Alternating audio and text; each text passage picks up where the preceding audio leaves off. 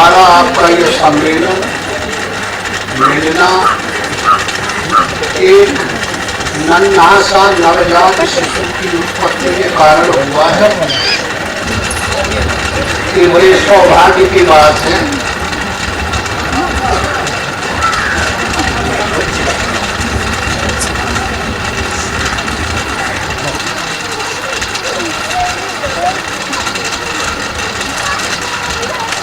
तो अब हम आप लोगों से कुछ बताना चाहते हैं।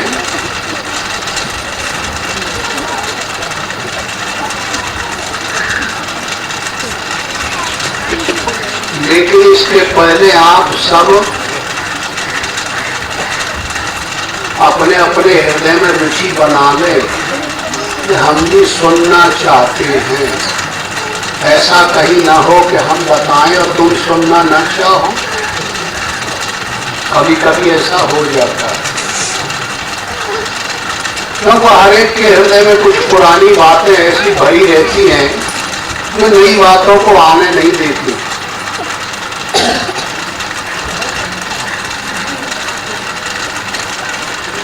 दुनिया में दो ही चीज है, इसीलिए इसका नाम दुनिया है। दो से बनी हुई है ये दुनिया। एक वो विचार जो अविद्याकृत है और आनुवांशिक माता पिता से हमें आपको मिल गए हैं, उन्हीं में हम अपने को रच पच लिए हैं। और वो झूठे हों सही हों, इसका तो कोई विवेक किसी करना नहीं चाहता। कर्मों में जमे हुए बैठे रहते हैं। अंतःकरण हमारी आपके हृदय है। हृदय एक कुर्सी जैसी है, उस पर अगर कोई बैठ जाता है तो दूसरा आदमी कैसे बैठेगा? पहले उसे हटाना पड़ेगा, तब कोई यहाँ बैठ सकता है। तो सबसे बड़ी बात यह है कि हमारे इस एरिया में बड़ा प्यार है, बड़ा प्रेम है भगवान के प्रति, ईश्वर के प्रति, सत्य के प्रति। ये हम मानते हैं। लेकिन प्रेम तो है, लेकिन जब वो कामयाब हो जाए तब ना।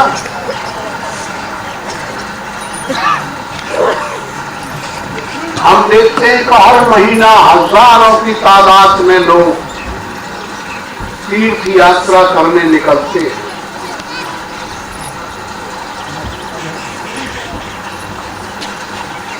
पहले लोग माता पिता को तीर्थ करने ले जाते थे। सतुआ पिसान पुटकी बांध के कुछ पैसा इकट्ठा करके लड़के नाती परिवार वाले रोते गाते धारपुरी तक पहुंचाते थे। हम लोग पूछते थे कि भैया कहाँ ले जा रहे हो? कहे महाराज ये बद्री नारायण जा रहे हैं, इन्हें तीर्थ यात्रा करनी है। तुम्हें कि दुखी काहे होते हो, इतने शुभ काम के लिए जा रहे हैं तो रोवाई काहे मचाता है? अब कहा पता है कि लौट के आते हैं कि नहीं आते, इसके लिए रो रहे हैं। तो देखिए कितना बड़ा प्यार है कि चलने की हिम्मत नहीं है, परिश्रम करने की हिम्मत नहीं है। जिंदगी में जब युवा पर जवान और ताकत क्षमता थी तब बद्री नारायण का पहाड़ नहीं चढ़े, और जब गर्दन डोलने लगी तो शरीर हले लगा, तब हमारी रुचि बनती है हम बद्री नारायण जाए। इसे हम क्या अर्थ लगा सकते हैं? एक ही अर्थ है कि महान प्रेम है भगवान के प्रति।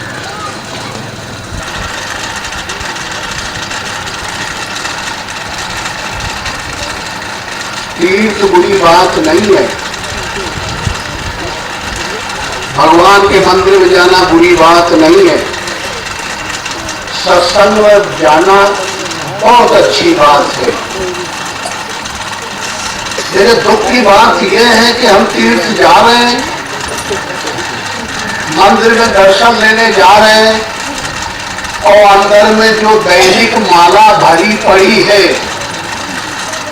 जो काम क्रोध लोभ मोह मद मत्सर जिसमें हम दिनों रात व्यस्त हैं, उस माला को उसको निकाल के वहीं खूंटी से टांग देना चाहिए, निर्मल हृदय करके फिर हमें तीर्थ मंदिर या सत्संग में जाना चाहिए।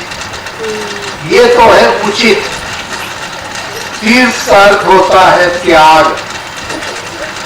तो हम उस भावना का जो विजय की ये भावना हमारे अंतःकरण में अनादिकाल से अनुवांशिक रूप से पिता और माता के द्वारा हमको प्राप्त हुई है, वो हमारे हृदय में जमावट ले गई है, और हमको एक अपना भाव का एक आदर्श बना करके और उस मान्यता को, उस व्यवहारिकता को और दृढ़ता कर दिया गया है।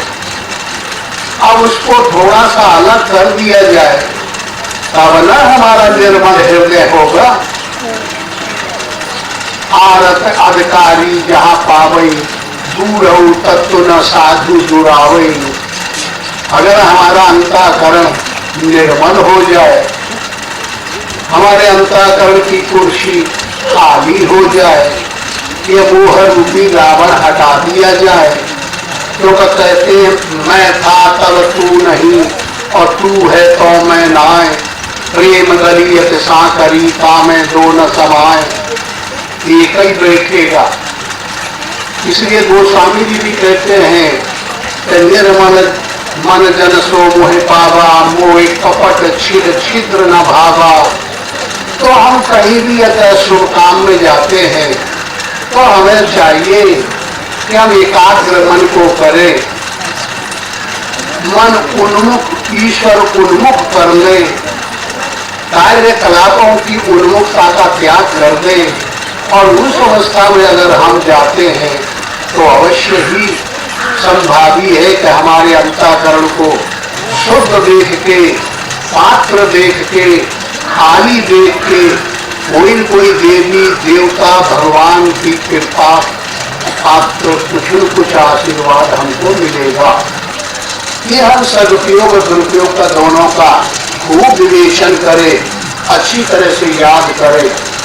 कोई दिक्कत नहीं है कि हमारे तुम्हारे जो पुरखा थे वो ऐसे ही थे, ऐसे ही दो हाथ पैर पीठ दांत कान गुदात लिंग, हाथ पैर कान नाक, यही प्रकार के गुण, सब ऐसी बुद्धि, ऐसा ही अंतःकरण, ऐसी इंद्रियां थी। उन्होंने कैसे पा लिया? अभी आपसे हम पूछते हैं कि आपका कौन गोत्र है, कौन विकास है, क्या सूत्र है, क्या उपादान कारण है, क्या अन्वय व्यतिरिक्त रूप युक्ति से चेतन का प्रतिबिंब कहाँ से आपको प्राप्त हुआ है? तो आप सिवा किसी महापुरुष का, गणन गौतम सांडिल किसी महापुरुष का भगवान का नाम बताएंगे। नाम तो हम आपको बता देते, लेकिन उनके पद चिन्हों पर चलने की प्रवृत्ति हमारी है। महाजनों ये गतास पंथा, महापुरुषों ने जिस रास्ते को कायम किया है, जिस रास्ते से चले हैं, वो हमको भी चलना है, हमें आपको भी चलना है। इसलिए मेरा आप सबसे अनुरोध है और प्यार है, प्रेम है। कितना बड़ा परिश्रम करके एक धारपुरी का बाबा है, पता नहीं कैसा है, उल्टा पुल्टी बकता है, गाली देता है, कैसा भी है, लेकिन हम देख रहे हैं कितना धूप में चले आ रहे हैं लोग, क्या देख रहे उस बाबा को। तो मेरा भी कुछ दायित्व हो जाता है दो बात कहने का। अब हमारा आपका एक ही कर्तव्य है कि हमको जो मूल कारण है जो हमारा आधार है, जिस पे हमारा हिंदू धर्म टिका है, जो हमारा सार है, उसे समझना। वो आपसे खर्च नहीं मांगेगा, आपसे पैसा का कोई उपयोग नहीं कराएगा। आप थोड़ी बुद्धि लगाए, थोड़ा मेहनत करें, थोड़ा परिश्रम करें, थोड़ा सा त्याग रखें। हम ये भी कभी नहीं कहेंगे कि आप घर का त्याग कर दें, या आप अपनी सर्विस का त्याग कर दें, या आप और किसी बात का त्याग करें। आप जो कुछ करते हैं वही करिए। भगवान ये मना नहीं करता। भगवान तो ये कहता है कि मुझे याद करो। तो चले जाओ, हम बेईमानी करें तो सदवई हो जाएगी। हम घर में रहे और सदवई करें, जितेंद्रिय हो जाएं, अंतःकरण को रोक ले, वहां हो जाएगी। जरा मूल चीज है मन को एकाग्र करना। तो आप समझते हैं, अगर कोई भी साधन विषय की बात हम करते हैं तो सीधा सा आपका यही उत्तर, अब हम लोग गृहस्थी में रहते हैं तो ये हमसे कैसे बनेगा, क्योंकि हैबिट नहीं है, आदत नहीं है, पहले से आदत डाली नहीं, तो दिक्कत आएगी। लेकिन नहीं, हमको मालूम है उस दिक्कत से लड़ने का नाम ही साधना है। युद्ध करने का नाम ही भजन है। साधना करो, भजन करो या युद्ध करो, ये तीन नाम हैं अलग अलग, ये काम एक है। देखिए आप सब जन, एक महाभारत की पुस्तक है हमारे यहाँ, उसको पढ़ा होगा। अगर आज कोई लड़का पढ़ने लगता है तो बुढ़े सब लोग मना कर देते हैं, अरे बाप खुद रख दो ये पुस्तक को, युद्ध कराओगे, झगड़ा कराओगे महाभारत पढ़ के। तो ऐसा मालूम होता है कि सबके जन जन में ये छा गया है कि महाभारत में युद्ध हुआ था। लेकिन देखिए युद्ध कहीं कुछ नहीं हुआ। महात्मा लोग क्या कहते हैं,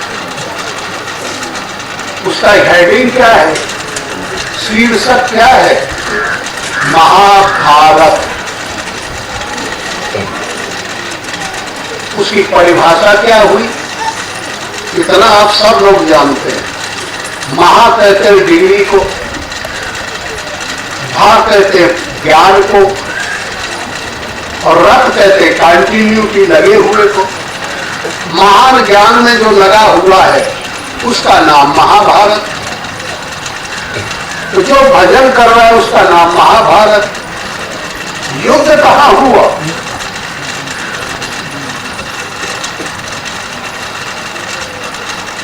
महाभारत में कौरव पांडव युद्ध हुआ था। ये समझ में नहीं आता, केवल लिखा क्या जाता है और कहा क्या जाता है और समझ में क्या आता है। ऐसे ही गोस्वामी जी ने रामचरित्र बनाया। आप लोग अधिकतम रामायण रामचरित्र को पढ़ते होंगे। देखिए उसका नाम है रामचरित्र मानस।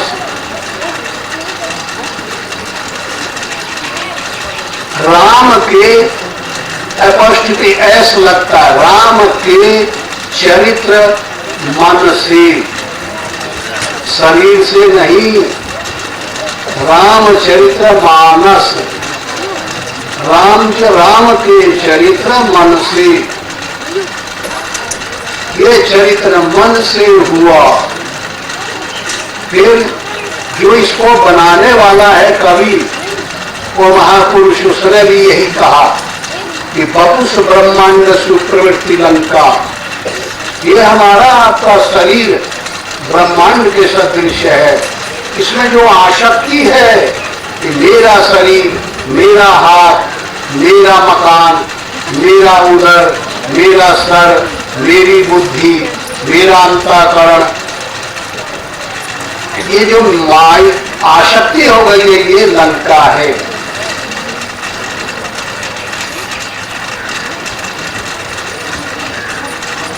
और ये किसने बनाया है ये आप खूब जानते हैं।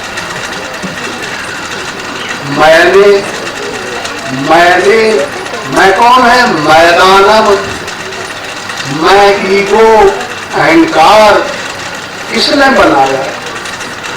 शायद लंका युद्ध पीरियड में हनुमान जी ने एक मरतबा जला भी दिया रहा इस लंका, लेकिन मैं को बुला के फिर बनवा ली। देर लगी। ये मैं इतना खतरनाक है। मैं था तब तू नहीं और तू है तो मैं नाय। मैं जो अहंकार है ये भगवान का रूप ले लेता है। जब हम निरीह गरीब हो जाते हैं, कोई आधार नहीं रह जाता खाने का, पीने का, रहने का, मकान का, तो निराधार हो जाते हैं। तो त्राहिमाम भगवान के अलावा कोई चीज याद आती है फिर? और जब भगवान की दृष्टि हमारे ऊपर हो जाती है, मानव के ऊपर, तो सब देवी देवता, सरस्वती, लक्ष्मी भागे दौड़े लगती हैं इधर से उधर। सब मसाला आने लगता है। ये मकान बन गया, वो पक्का बन गया, ये बन गया, गाड़ी आ गई, वो आ गया। फिर जब तुम जाके पूछते हो उससे कि भाई क्या हाल है, ये मकान किसका है, तो त्राहिमाम याद आती है। फिर कहता है यह मुआरा है, बांदा जिले की भाषा बोलता है। तो मध्य प्रदेश की भाषा नहीं रही है। मुआरा मार गाड़ी हो जाता है। अगर कब्जा हो गया इस शरीर में, तो इसलिए पहले यह मन सर्प था करता जीवन घात, अब तो मन हंसा हुआ मोटी चुन चुन खात। ये मन को बदल डालो मेरे प्यारे भाई हो। ये सर्प है, ये हमारा आपका मन, ये विषय रूपी जहर कस रहा है। ये 10 इंद्रियां हैं हमारे आपके शरीर में। ये 10 आनंद, 10 इंद्रियों को विषय में छोड़ दिया गया है, तो किसी आनंद ले रहे हैं। तो 10 आनंद, 10 इंद्रियां आनंद में डूब रही हैं, तो इसका नाम है दशानंद। दशानंद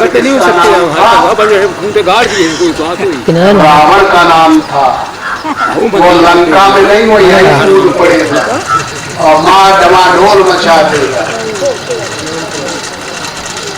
तो क्या हम ऐसा उपाय खोजे कि दशानंद को इस पद से गिरा दे, क्योंकि बहुमत का जमाना आ गया है, अब वोट का जमाना है, और राजकीय सिस्टम खत्म हो गया। अब वीटो और विल पावर व्यक्ति के पास आ गया है। जो एक राजा के पास होता था, वह सब समाज के पास है, सबके पास क्षमता है। आज का जो राजा प्रधानमंत्री है, मंत्री है, वो तेरे पास जब घर में आएंगे तो हाथ जोड़ के आएंगे, हाथ चूतरे के पीछे नहीं लगाते आजकल, ऐसे जोड़ के आते हैं। और वोट देने वाला गरीब से गरीब हो, कबो हाथ नहीं जोड़ता, क्योंकि देने वाला दाता है वो। इसलिए वीटो किसके पास है? वोट के पास। इसलिए जरूरी है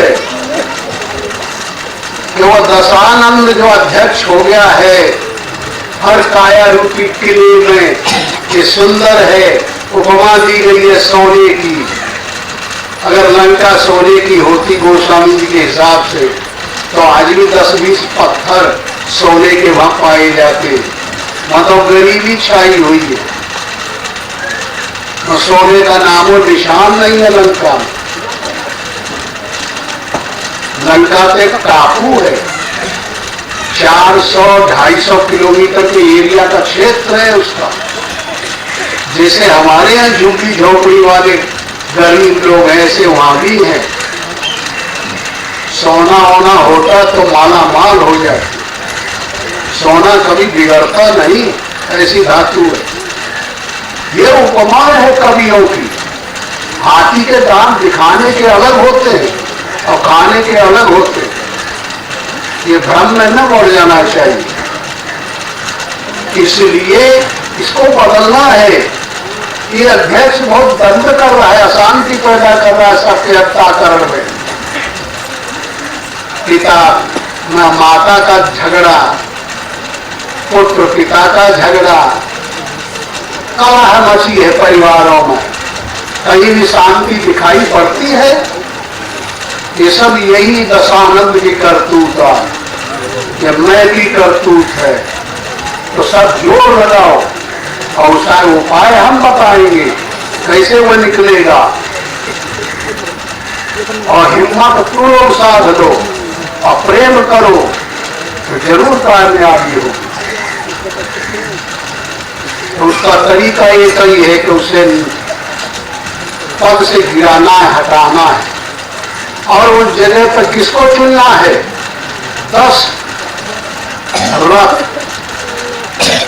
रथ को चुन लो दशानंद की जगह।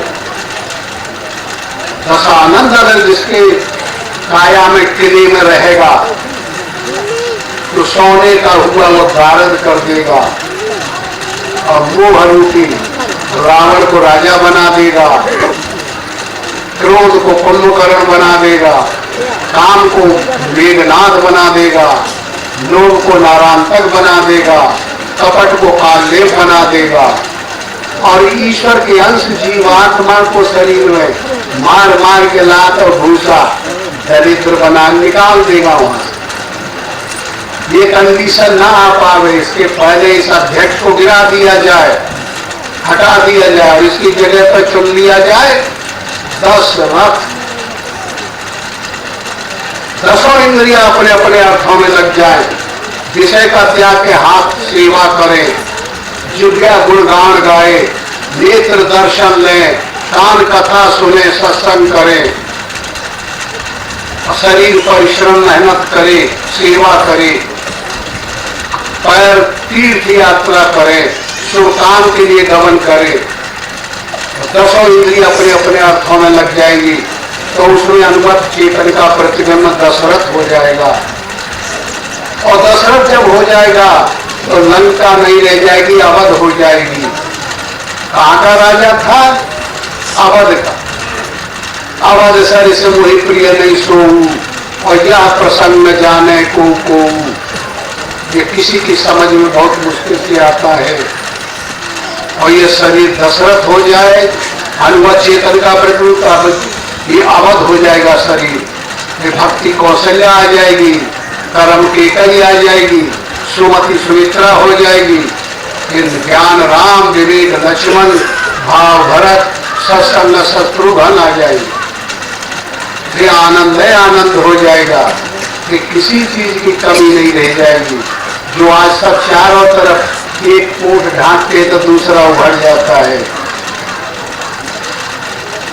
इसलिए इसका तरीका हम आपसे बताते हैं। आप दिन भर अपनी वर्क करें, कृषक अपने कृषि का काम करे, सर्विस का काम करे, मजदूर मजदूरी करे और जो कुछ करते वो अपना काम करे। लेकिन करने में बात है, बदलना है करने का तरीका। अनासक्त होके करे और शाम को आकर अपने घर में आते हैं तो परिवार में खाना खाते, बोलते, बताते, बैठते, थोड़ी देर में चारपाई याद आने लगती है सोने के लिए। तो जाओ शांति से बैठ जाओ और मन को शांत करो। शरीर में टेंशन हो गया, ढीला कर लो और हृदय को साफ करके अपने इष्ट देव को बैठा लो और उसे अपने को समर्पण कर दो। मन ही मन, जिसमें खर्च नहीं लगेगा, पैसा नहीं लगेगा। और हृदय में अपने इष्ट देव को बैठा के और प्रणाम करो और कहो कि भगवान मैंने दिन भर जो कुछ किया है, अच्छा किया, बुरा किया, पुण्य किया, पाप किया, मैं नहीं जानता, मैं आपका हूं। जैसे अर्जुन ने आपके समर्पण हो गया तो आप अर्जुन की बात दूरी संभाल ली थी और उसको विजय दिला दी थी। इसी प्रकार मेरे शरीर को रथ बना लो, इंद्रियों को घोड़े बना लो, मन को लगाम बना लो और अनुराग डाल लो, अर्जुन हो जाए और आत्मा रूपी आप कृष्ण मेरे हृदय में बैठ जाओ और इन दुनिया से मुझे बचा लो, ये मोह रूपी दुर्योधन से बचा लो, ये दुर्बुद्धि दुशासन से बचा लो, ये कर्म रूपी करण से बचा लो। तो अवश्य ही भगवान आएंगे, पहले एग्जाम लेंगे, परीक्षा लेंगे और जब हम सफल हो जाएंगे तो जरूर हमारी रक्षा करेंगे। हम इसकी ममानियत नहीं देते, ये नहीं जो कुछ करते हुए अगर इस नियम का पालन करते हैं, नहीं ज्यादा कर सकते हैं तो 2 मिनट करो तो 100 पैसे का 1 रुपया होता है। 1 पैसा करने लगो तो 99 पैसा विरोधी रहेंगे, 1 पैसा तुम्हारा कामयाबी हो जाएगी। हाँ, ये दोष जरूर है, बचते बच गया तो धीरे धीरे 1 पैसा रहेगा, फिर दूसरा पैसा ले लो, फिर और अभ्यास बढ़ाओ, तीसरा पैसा ले लो, ऐसे ही 100 से 99, 98, 97, 96, 95, 94, 93, 92, 91, 90, 89, 87, 87 गिरता चला जाएगा। और जब 50-50 आधा हो जाएगा तो क्या नहीं हो सकता है। जो नहीं देखा नहीं सुना, जो मन हूं न समाए, सो अद्भुत देखूं परण कवन विधि जाए, वो सब कुछ हो सकता है। वो परमात्मा जो सबसे नजदीक है, हमारे तुम्हारे नजदीक अंदर बैठा है आत्मा में। जब ब्रह्मा ने इस शरीर को बना के खड़ा किया परमात्मा के सामने, तो देखिए परमात्मा इतना प्रसन्न होकर के अपनी आत्मा को इसमें डाल दिया है। आज भी वो आत्मा इस शरीर में रहती है और परमात्मा का घर है ये। गोस्वामी जी स्वयं कहते हैं, अस प्रभु हृदय अछत अविकारी, सकल जीव जग दीन दुखारी। ऐसा प्रभु जो सुख का स्वरूप है और इस अंदर है, हमारे नजदीक से नजदीक है और सब दुखी है उसको रहते हुए, और हम दूसरी तरफ भाग रहे, मंदिर में भाग रहे।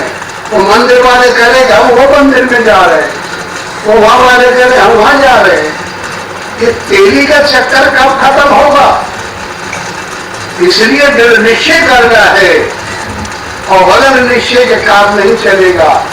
इसलिए तुम्हारी आत्मा में भगवान ने सब कुछ दे दिया है और सबसे नजदीक मैं भूत हूं तो फिर और खबर आ गया, पैर वैर सब कांपने लगे कि भाई ये भूत तो बहुत खतरनाक हो। तो और थोड़ा जोर से तो कह रहे भागो ना, मेरे मारेंगे वहीं आगे हो जाऊंगा तो फिर पकड़ लूंगा। तो बात में गए, मेरी बात सुनने में कुछ करूंगा नहीं, मुझे नौकरी करनी है। तो तुम कहाँ नौकरी करो?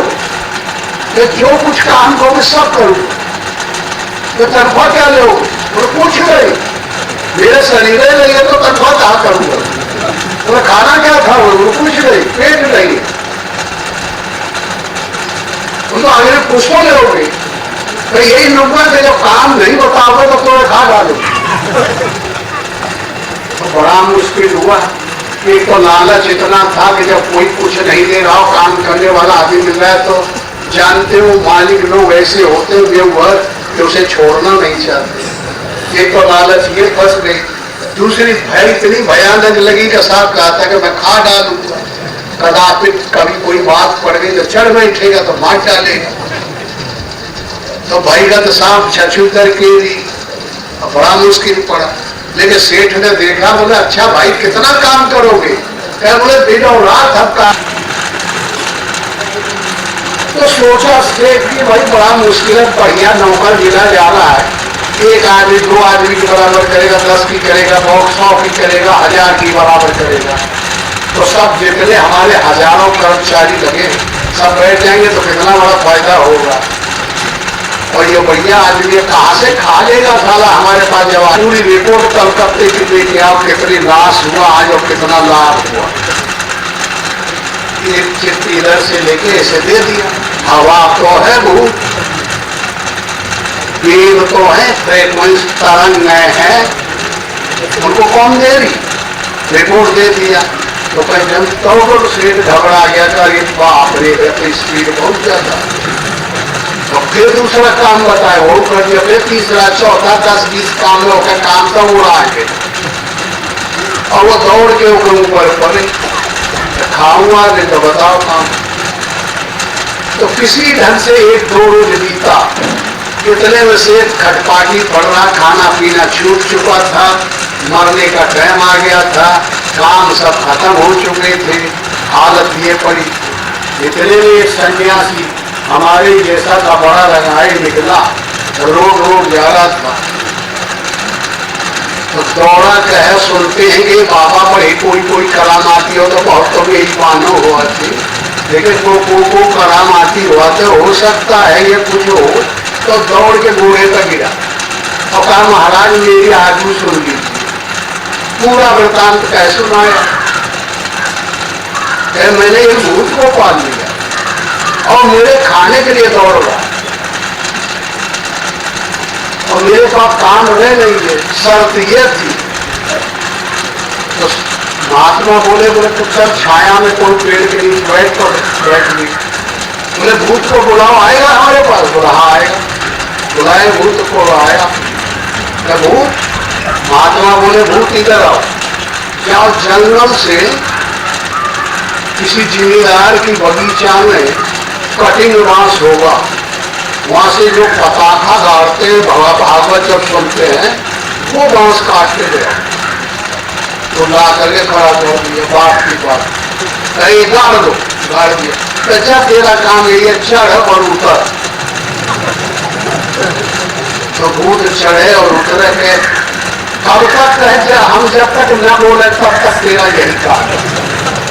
सेठ कहे जा खाओ, आराम फिर से टाइम से बनवा के अब मोटा या फिर तौल भूल जाएगी, अब तेरे पास ये नहीं आए। ये जीव आत्मा, इसके अंदर यही सेठ है, ये श्वासा, ये वासुदेव है और यह मन भूत है जो हमने तुमने इसको पाल लिया।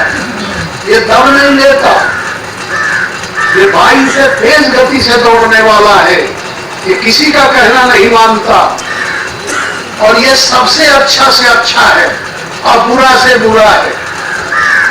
किसी ने कहा कौन ज्ञान है, कौन ध्यान है, कौन है पारिक वाणी, कौन लिए तुम ज्ञान कुटक वो है अंतर्यामी। ज्ञान है, मन है पारिक वाणी, मन लिए हम ज्ञान कुटक मोर मनोन अंतर्यामी। जब यह मन ईश्वर की गति को पाता है तो यही तो महसूस करेगा कि हम भगवान की गोद में बैठे हैं। और जब नरक में पहुंच जाएगा तब यही तो मन कहेगा कि हम घोर नरक में पड़े हैं। इसलिए मन ही सब कुछ बन जाता है और कुछ है नहीं है दुनिया में। ये आगे चलने पर, साधना करने पर समझ में आएगा कि भैया तुम अजपा जाप जपो, उल्टा नाम जपो, उल्टा नाम जपा जग जाना, वाल्मीक हुआ ब्रह्म समाना। तो वो उल्टा नाम कैसा है, उसे थोड़ा सीखना पड़ेगा हमको, कैसे जपा जाए। राम राम राम राम ये तो सीधा है और जपा न जाए। और ये श्वासा नीचे से ऊपर आती है तो ऊपर जाती है तो रा कहती है, नीचे जाती है तो माँ कहती है। 21,608 श्वासा नाम जपती है 24 घंटे। यही वाल्मीकि ने अजपा नाम जपा जग जाना और वाल्मीकि हुआ ब्रह्म समाना। एक महान डाकू चोर अगर संत बन सकता है तो आम आदमी क्यों नहीं बन सकता है? हाँ लगन है। अगर हम इस युक्ति को समझ लें और बैठ के, किसी को गोस्वामी जी भी कहते हैं कि बालक नाम लिए जन जेऊ, होए तरण कारण नर तेऊ। एक बार जो भगवान का नाम ले लिया है वो स्वयं संसार से तर जाएगा और दूसरे के तारने की क्षमता आ जाती। और राम नाम में अंतर है, कहीं हीरा कहीं पत्थर है, यह नाम राम न करी। ये हम राम राम राम राम रट रहे हैं और मनसान निकल के भाग के दुनिया में चला गया, तो यह मान काम करी। ये बैखरी वाणी का नाम है, फिर मध्यमा का नाम है, ये बसंती का नाम है, ये परा नाम को कहते हैं, अजिपा नाम, उसको उल्टा भी कहते हैं। तो भैया इस तरीके से थोड़ा कुछ समझो, कुछ लो। इसलिए हमारा अनुरोध ही नहीं, हमारी हारने की इच्छा है और प्रेम है, प्यार है, ऊपर से हम बक बक करते, हल्ला मचा के अंदर से आपसे प्रेम करते हैं, यही से हम बने हुए हैं। इसलिए बोलो गुरुदेव भगवान की